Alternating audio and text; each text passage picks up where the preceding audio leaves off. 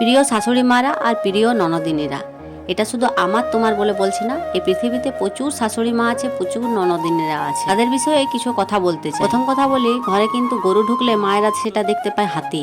সে হাতি দেখার ভয়ে না মেয়েদেরকে ডেকে নিয়ে আসে। তাই বলি সবসময় না মায়ের কথা বিশ্বাস করতে না। তাই বলছি যখন তোমাদের ঘরে হাতিটা ঢুকে যদি তোলপাড় করে তবেই কিন্তু তোমরা আসবে, নইলে আসার দরকার নেই। আজ অনেক বাসন এঁঠো হয়ে গেছিল, তার জন্য সকাল সকাল বসে গেছি বাসনগুলো ধুতে। আমি দেখছি বাইরের কাজ থাকলে না রোদটা খুব তাড়াতাড়ি উঠে যায়, নইলে কিন্তু মেঘলা মেঘলা থাকে। আজ আমার জানো তো মনটা খুব খারাপ, এতটা দুধ ফেলে দিতে হলো।